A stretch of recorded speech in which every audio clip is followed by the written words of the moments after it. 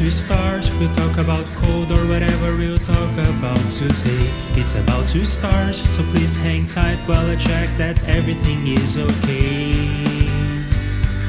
Sound check, camera check, lights check.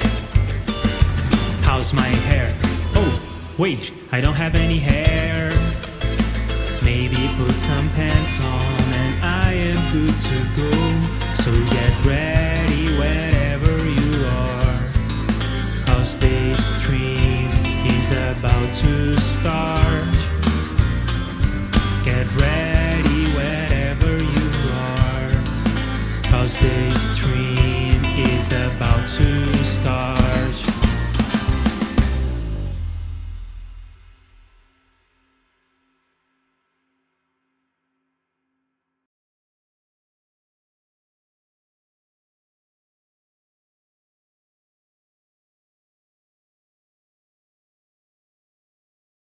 Hi, I'm Leandro Facchinetti. Let's write some code together, shall we?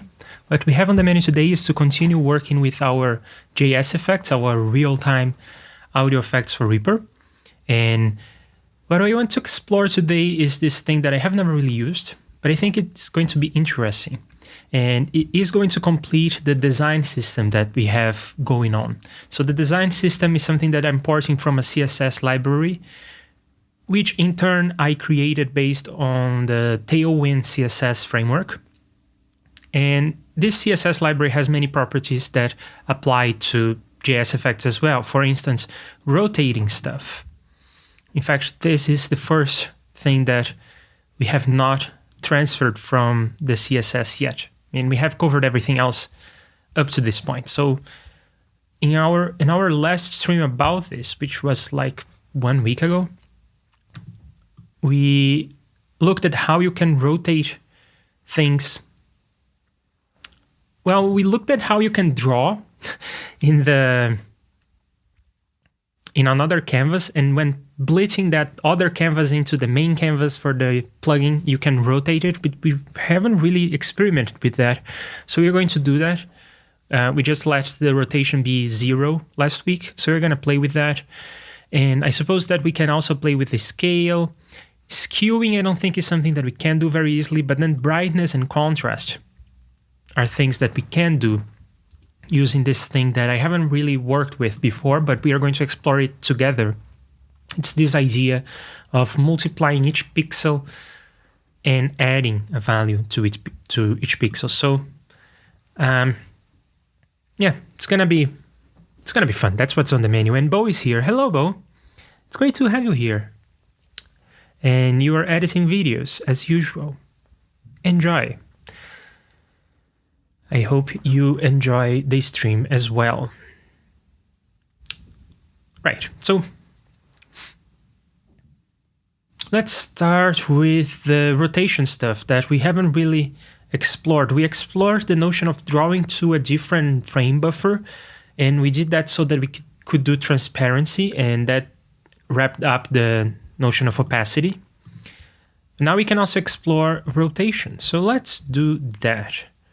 Here I have a test plugin where I draw to a different destination.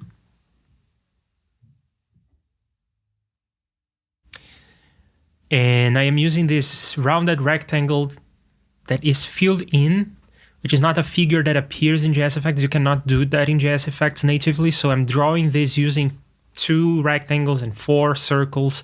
And I wanted all of that to be transparent. For all of that to be transparent, I had to draw the rounded rectangle that is filled in another frame buffer. So you can draw your plugin's user interface by using functions such as this. But you can also switch to another destination and draw somewhere else. And that's what I'm doing here. So I'm drawing that rectangle completely opaque. Then I am switching back to -1. So destination -1 is the plugin interface, is what you see on the screen. And then I set the opacity to 50% and I bleach that. So let's see what that looks like in Reaper. New track, add the tests effect. And then you can see this rounded rectangle with transparency. and that's filled in, and it is transparent. So you don't see the 2 rectangles and the 4 circles that make up this figure. That's great. Now let's get into the code for this and play around with rotation.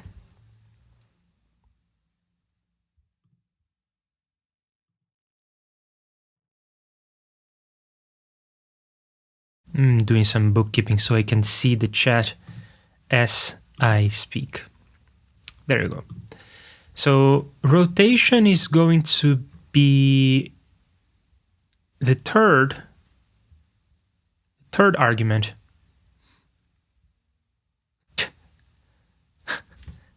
Bo just says on the chat, whole moving average. Is that what you want me to do instead of the thing that I'm doing? So rotation, I think it's given in radians. So if I take pi over 4, oh, I don't need to do that calculation by hand because I do have an auxiliary function to do that. I think I even ported it already. Yes, so I can take degrees to radians, which makes more sense to me. I want to think about this whole division and multiplication right now. So I can take this, and in terms of degrees, if I take a 45-degree rotation, this part of the rectangle should be up. It should look like a lozenge. So let's try that. Save, and there you go. It worked. Now the axis of rotation wasn't exactly in the center of the rectangle, so it kind of moved sideways, but it is rotating. Since it is rotating, it works. Great. Now we should migrate these options and put them over here on the library, probably next to opacity.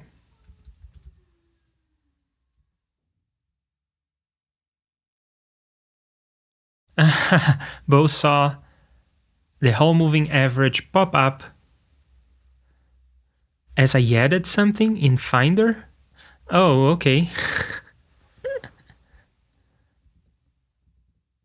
Yeah, I don't know where you saw that, but yeah, it's probably going to be something that we are going to work on soon. But not today, I don't think. So right next to opacity, let's paste rotation. So this is our options for rotation in the design system. Rotate. And then these guys are negative, and I think that the convention is an underscore. Yes, it is. For negative rotations, and then just look for this.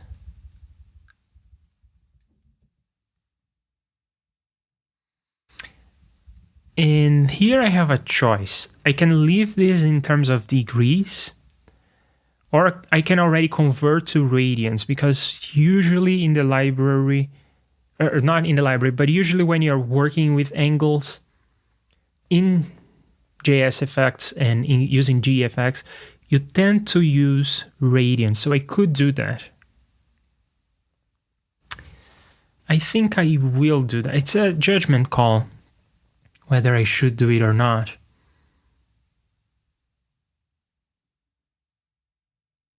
But I think I will. I'll leave this in radians so it's more convenient for the user. They don't have to think about the conversion, or they don't have to call the conversion function themselves. So now I need to write this because I have multiple cursors. So it goes like degrees to radians, like this. Did I get it right? I got it right. So now in our test plugin, instead of doing that, we can use the design system, and we can rotate by 45 degrees, or let's rotate by something else. Let's rotate by 12 degrees.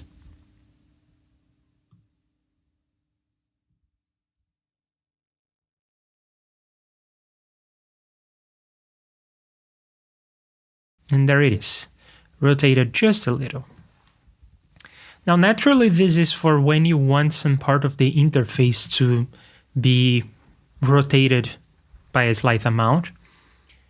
This is not for something like if you have a knob and you want the knob to turn as you move the mouse or something like that, you probably don't want to use the design system. You probably want to calculate some custom angles, and that's completely fine. In fact, that's the intent and purpose of a design system, is to give you a set of curated choices, not to completely restrict you. You can use whatever other values make sense in your application. So if you have a knob, you probably want to continuously rotate the knob. Now let's look at maybe -1 or -2. So it's just ever so slightly rotated. Yeah, looks cool. Next, and I guess what I'm doing now is kind of finishing what I started last week. Let's go to scaling. It's again something that we can do when we are blitzing. And if you ever need to scale continuously, you can. But if you are just scaling for effect or for some part of the user interface, then you can use with the preset values.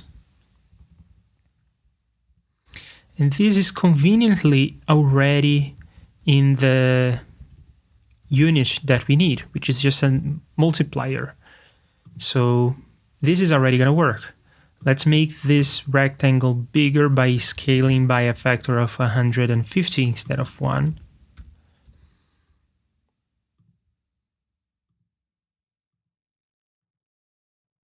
That's odd. It blinked right on the screen for a brief moment. Let's play around with this for a moment. Oh, so it doesn't seem to work like I was expecting.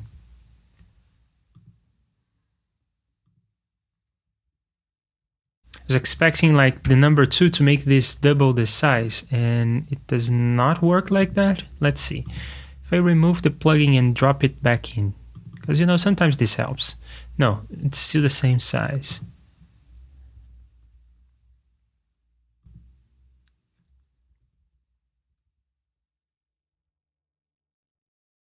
Okay, let's read the docs for this real quick. You can specify scale and rotation. But I suppose that if you're using this other form, and we are, then the scale is going to be ignored. No, it shouldn't be ignored. It should be scaling.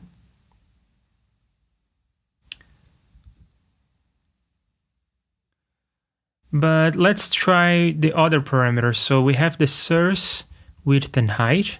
Then we have the destination X and Y. I'm looking at this, by the way, when I'm saying all that. So this is the destination Y position, and this is the destination width. So I could, at this point, multiply by 1.5, and the same for the height. And that makes it bigger. So that's how we can use this version, which has all the arguments to do scaling. So we could do something like this, where we replace the 1.5 with that. And that's going to be the same, just checking. Okay, it looks the same. But let's try the version with only 3 arguments. So this is the source, the image that I'm bleaching. I'm bleaching the rounded rectangle.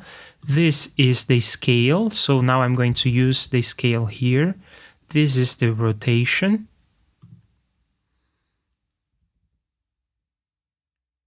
And that's all I need, these 3 parameters. So I can remove the rest of the line. And yes, it does seem to work. Let's put it at 125 and 100. Sounds good. Yeah, this is a line that I'm really happy with.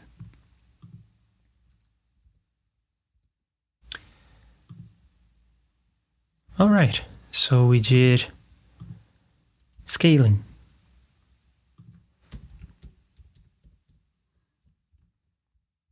And then skewing, I don't think is something that we can do. In CSS, you can skew, which is like you're going to, well, skew the image, which is super cool. We could do some ray tracing using it. It could be a lot of fun to do some ray tracing and then implement Doom in JSFX. And for that, you need skewing. But I don't think you can do that with bleeding, because for that we would need to have 4 points in the space, and then we would bleed a rectangle into the 4 points and skew like that. I don't think it's something we can do. Yeah. So I'm gonna skip skewing. Let's go to brightness and contrast. So how do we change the brightness of an image?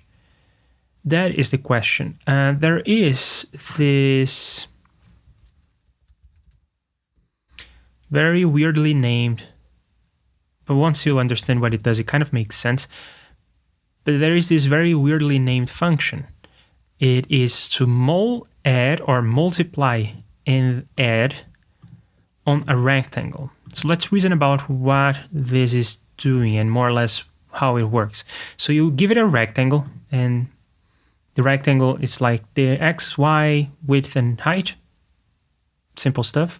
So let's say that I am starting at the top left, and maybe I'll do this for the entire canvas. And remember that at this point, I am working on the canvas that you see on the screen.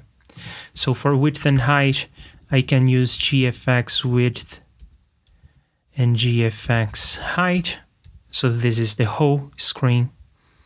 And then I can pass 2 vectors. They are RGB for multiplication, RGB for, or not RGB for multiplication, it's actually 2 factors with 4 parts. RGB alpha for multiplication. I guess I'm going to put them in a single line.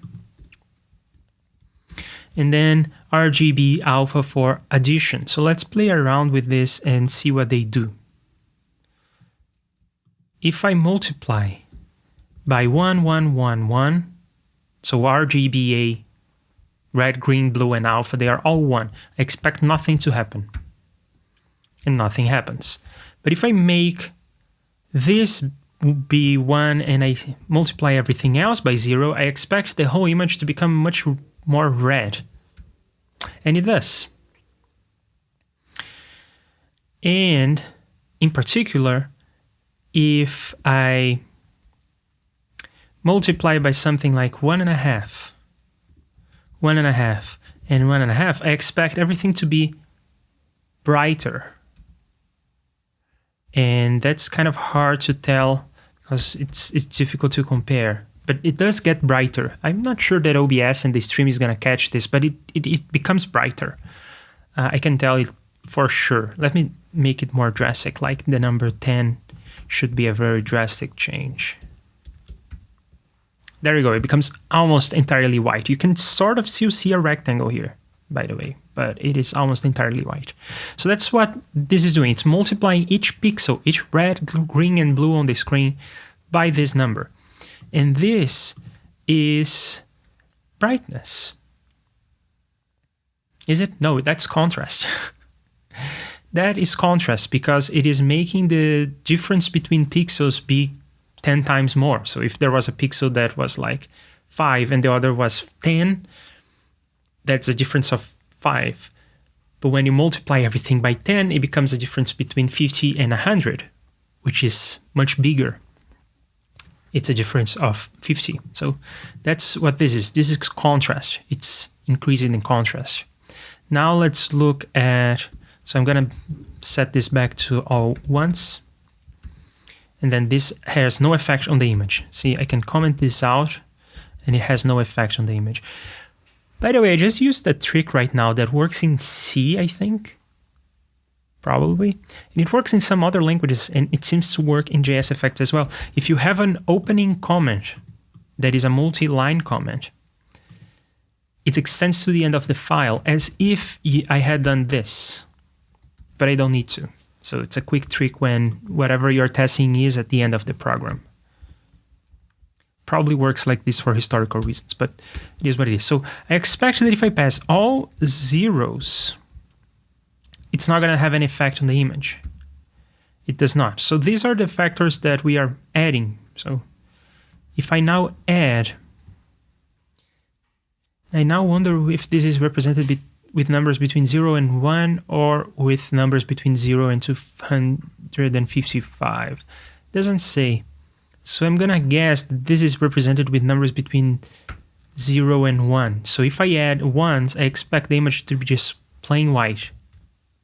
And it is. You can no longer see the rectangle. So it is numbers between 0 and 1.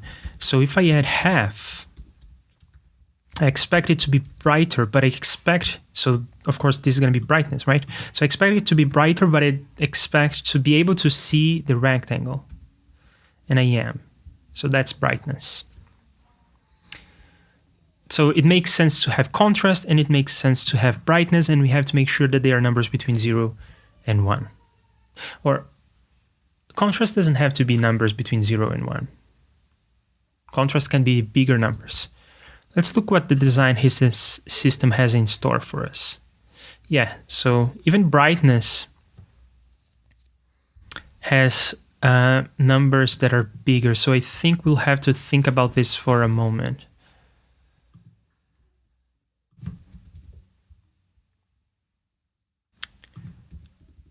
I know that in CSS, let me do the, no, I was going to do the manual work first, but let's think about this. In CSS, if I set the brightness to 0, that means I don't want to change the brightness. Because in CSS, the way you change the brightness is using the property called filter. So if you filter with a brightness of 0, I think that it doesn't change the brightness at all. Let's double check this understanding that I have. We can come here to this HTML page, and then we can use filter brightness. If I set the brightness to 0, it doesn't do anything. If I set the brightness to 1, it doesn't do anything.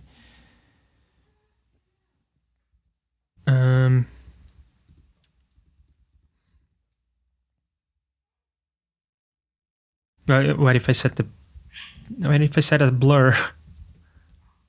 Let's go to MDN filter.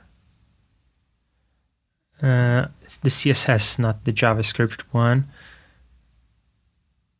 Oh, it is in percentage. And what about brightness? No, brightness is just a plain number, not a percentage.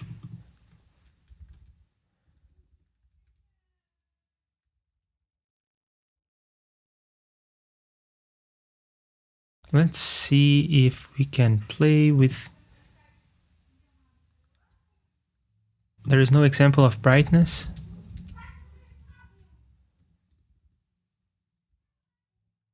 Okay, so it didn't work here for whatever reason, but never mind that. We can use it from here.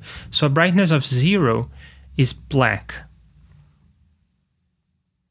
While in our case here, the multiplication factor needs to be 1. So a brightness of 0 is black. And if we multiply by 0, we also get black. So I think that this may just work. I was thinking that maybe I would have to map this into some other dimension like I had to do here. But I may not need to do that.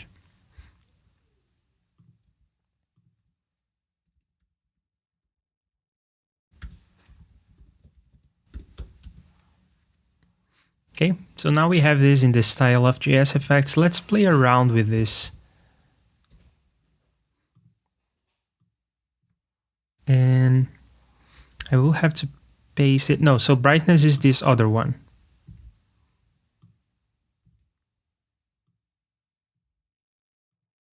So this is supposed to make everything black, and it does not make everything black.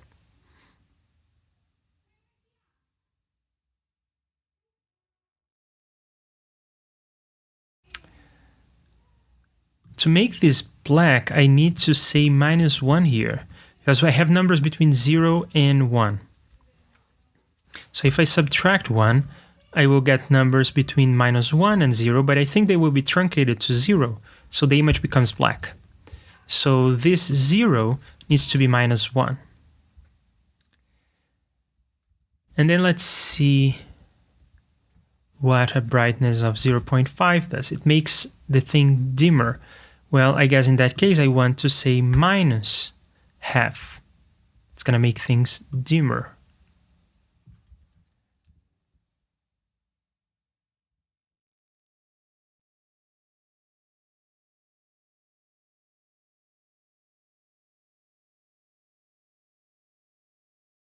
And it does. Now it's weird that the rectangle is gone. The rectangle is here, so maybe it just becomes too dark to see. I don't know, kind of weird. But all right, I'll take it. Brightness of 75. Now at this point, I think we understand what's going on. We just have to subtract 1 of everything. So it becomes -0.25, -0.1, and -0.05. This becomes 0. This becomes 0.5, 0.1, 0.25, and 1. But not quite, because it seems like this is a multiplication factor. What does a brightness of 2 do to the image?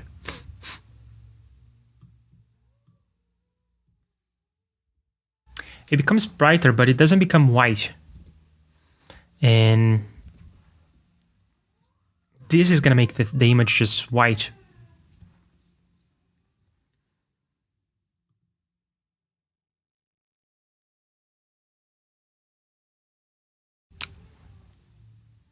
It is, right? Let's see.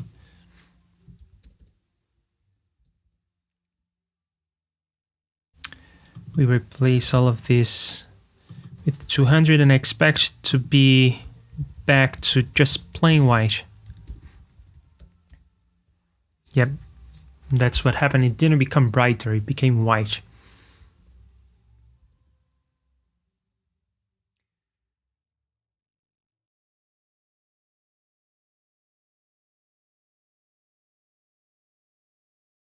So maybe this logic is incorrect. What can I do to make this white? It doesn't matter what number I put here, because this is sort of a multiplication factor. And apparently there is a limit to that. It never becomes full white. It does become full black. Never becomes full white.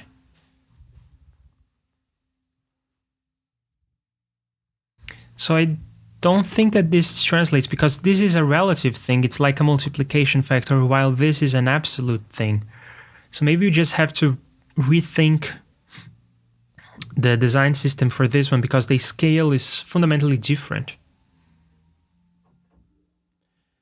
I think the way that I'm gonna do this is just with this.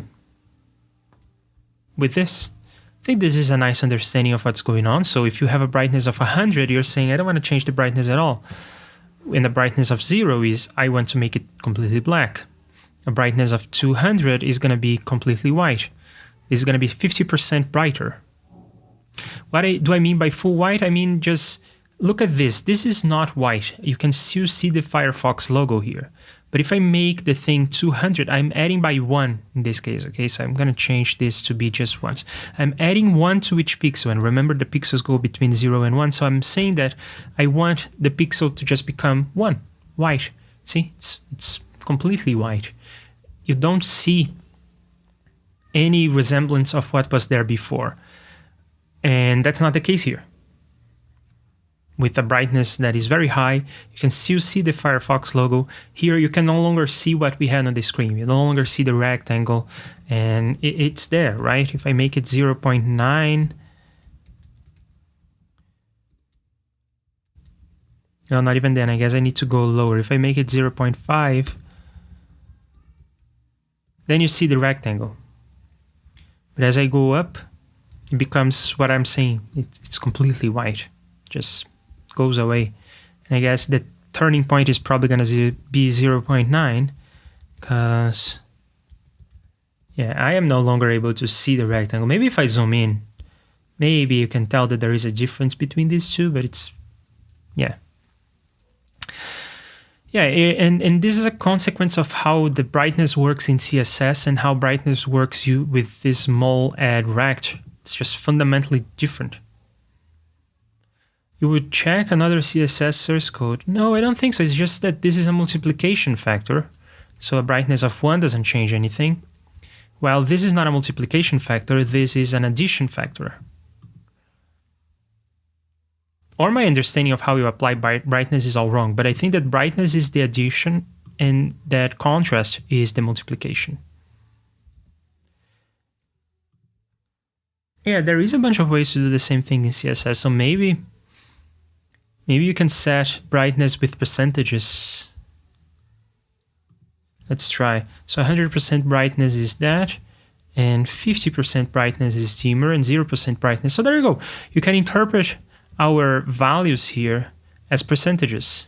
And then a percentage of 100% is that, and 200% is not quite what I'm calling full white. You cannot do that with percentages, because that's, again, a multiplication factor, a proportion, a ratio. So if you wanted the image to be completely white, and the same way that this is completely black, I don't think you can do it with brightness alone. You need to invert. Now it's completely white.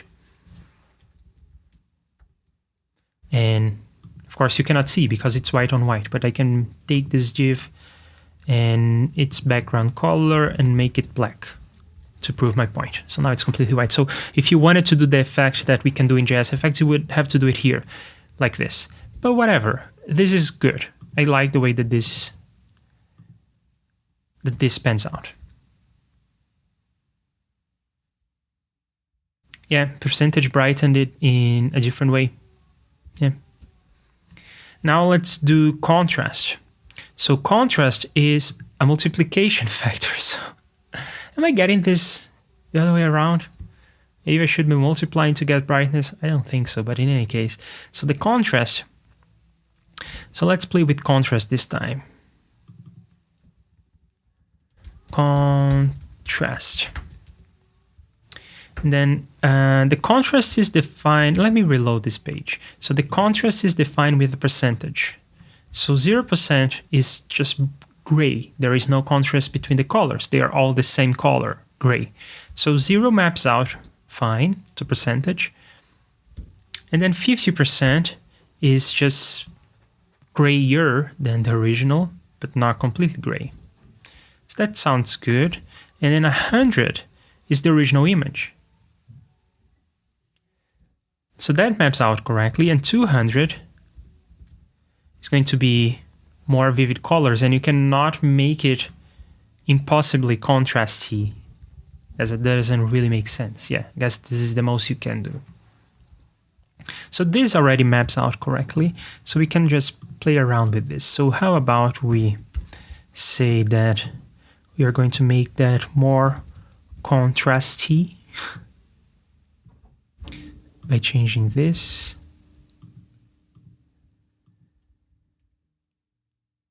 And I will leave these guys alone, so I'll use the brightness of 100%. Or I don't need to set it at all, but I will. And in the alpha, we do have a notion of opacity, so you can do that.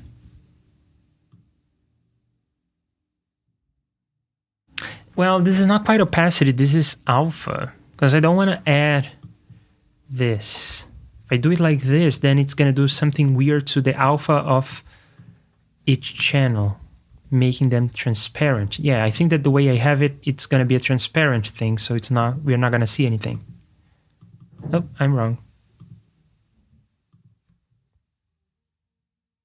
Is this more contrasty?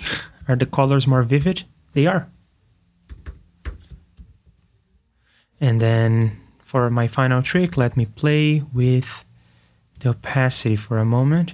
I suppose that this number was supposed to be a 0.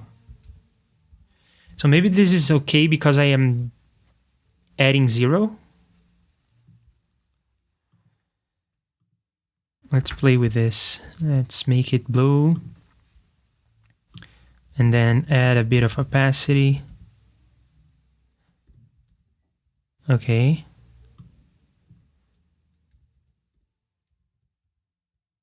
Huh, that number doesn't seem to do anything, does it?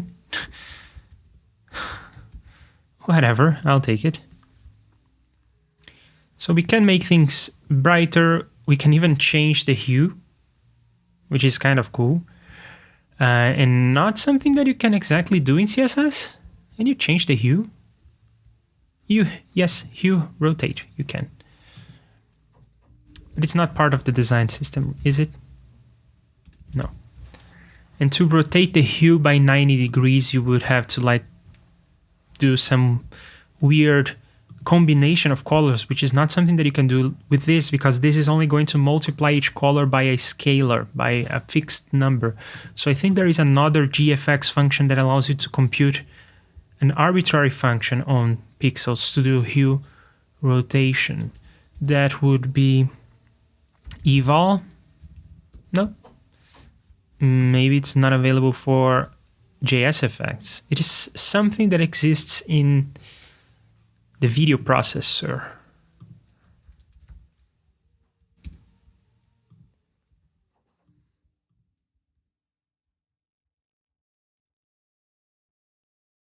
Yep, eval rect. And then with that you can do hue rotation if you want. But it's kind of crazy. And you know what, I just realized there are many parts of the REAPER API for REAPER scripts, for JSFX, for the video processor, for all those places where they talk about the notion of QN, like the current project position in QN. And I sort of played around with these values and I got what I wanted every time, but I never understood what QN stood for. And now I know. If you're watching this, do you think you know what the QN stands for? Are you smarter than me? Because I felt really silly when I realized what that stood for. Let me know in the chat if you know what the QN stands for. So yeah, rotation, scaling, brightness, contrast, we got them all in the bag. Saturation,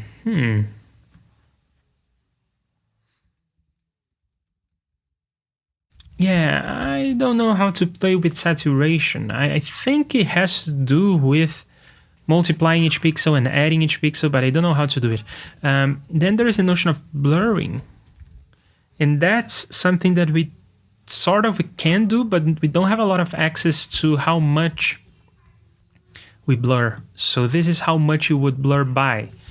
Let's go back here. So this is blurring by 5 pixels and this is blurring by 10 pixels. You can see that it's more blurry as I increase the value. It becomes more blurry, very blurry now.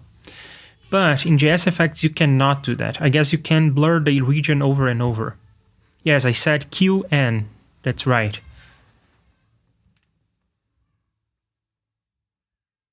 Do you know what the QN in the REAPER documentation stands for? In the context of talking about the project timeline. Let's play with this blur just to see what it looks like, though I don't think we have to do anything here. Blurs the region of the screen between that and updates blah blah. Okay, so let's commit what we have. We have that.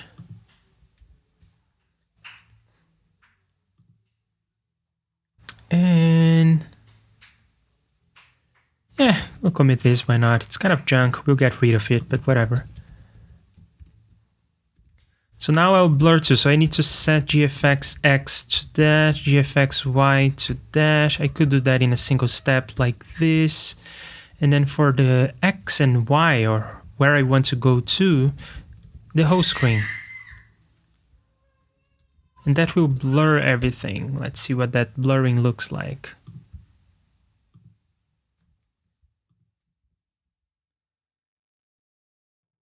I sort of see some blurring, but I think it would need to happen over and over for us to, yeah, now you can see the blurring on the screen. Now you can see that, right? Let's have some more. It's very blurry. Great, that works. Now there is the question of whether I want in the library to have some auxiliary functions so that you don't have to learn about mole, add, rect, and blur to, and I could even call blur to in a loop to let you blur more.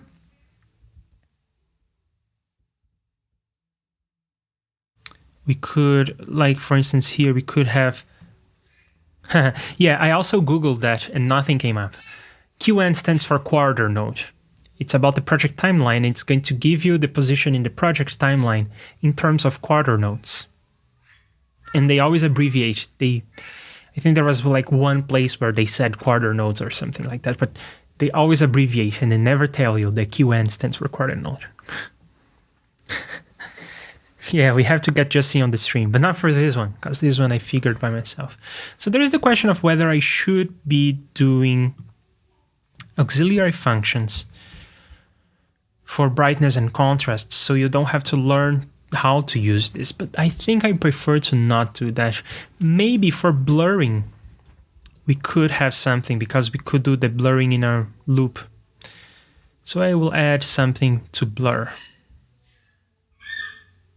Because really, the blurring that comes with JSFX here is it blurs so little that you can barely tell it blurred anything. So I think that blurring in a loop is going to be necessary. So I have a blur one.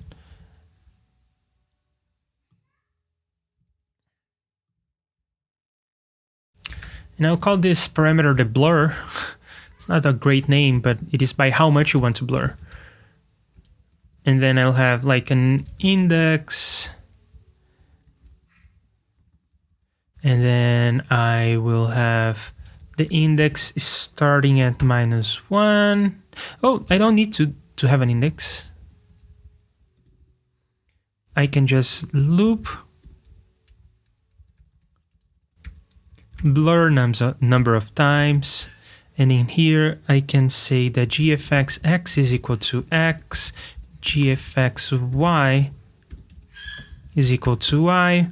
And then I can GFX blur with width and height. Well, I kind of need to have that in relation to X and Y, because these are X and Y positions, they're not width and height. So that does the trick. Yep, all right, so let's try this. I can now blur from the top.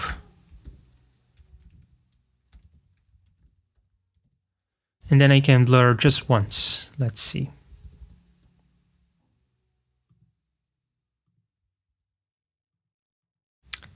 Doesn't work. GFX blur undefined. Oh, I am using the wrong name. But still, it's not working. GFX blur, it's not GFX blur. What is it? What is it? Blur 2, okay. Blur 2, blur 2. There you go. Full compile reset. So this is barely blurring at all, and this is gonna blur more, and this is gonna blur even more. Great. So because now we have this notion of blurring, it makes sense to have that in the design system. Let's go to where we have the contrast and add the blur.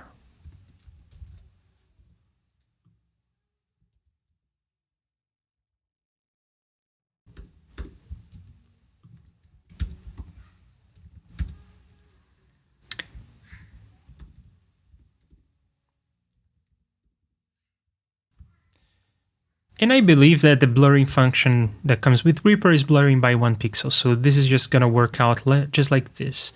And we are making things more explicit in our naming convention. And then how do we do? Yeah, I thought as much.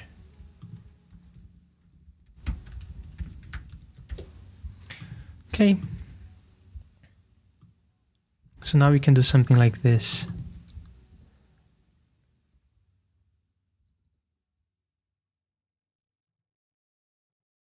Now we are using the design system to blur by this amount. Okay.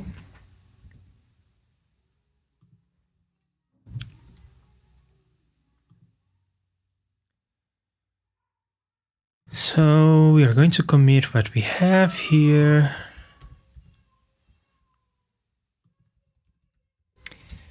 And return to the design system, then sepia. There's no easy way for me to do that. Drop shadows. We already talked about shadows. They are not easy to do. Then we have animations. The notion of transition property doesn't really make sense because we don't have first class animations in JSFX like that. You have to write the code for animation yourself. But the notion of the duration of the animation makes sense. So I will have that notion. And unfortunately, we don't have a first class smoothing thing. So that's too bad. You also have to write the code for that yourself.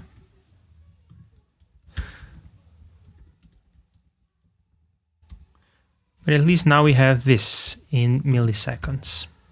So it's something.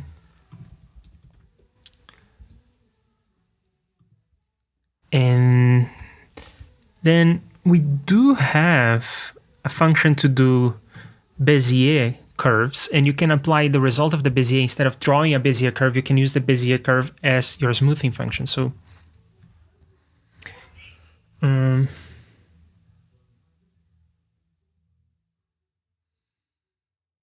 yeah, maybe we could have this. I will add this to like the list of things to do because I don't want to spend the rest of my life thinking about all these parameters. But it was fun to play with brightness, contrast, rotation, scaling, blurring, all that. And then these animations, I don't think they make a lot of sense. And maybe we could have some sort of like pulsing thing. And then colors, so that we get to the end. Yeah, I guess I will add to the list of things like for the future, way into the future. We may want to add animation easing functions and some animation, some basic animations. For example, pulsing. That's good enough for now. I consider that we have finished the design system. And with that, it's time to say goodbye. But tomorrow I will be back here to continue this JSFX thing. And I think that what's next is for me to do some more data structures. So probably the circular buffer, we want to revisit that. We have a notion of the circular buffer over here on the old version of the library. But we decided to go with simpler data structures. Data structures are no longer values in and of themselves. You can create instances of the data structure, and those are values. But the definition of the data structure itself is no longer a value. So we need to migrate the circular buffer to that. And the reason why I bring the circular buffer in particular is because I want to get back to the effect that is the volume effect with all the great visuals and everything. So to do all that, I'll need the circular buffer because I want to draw a waveform.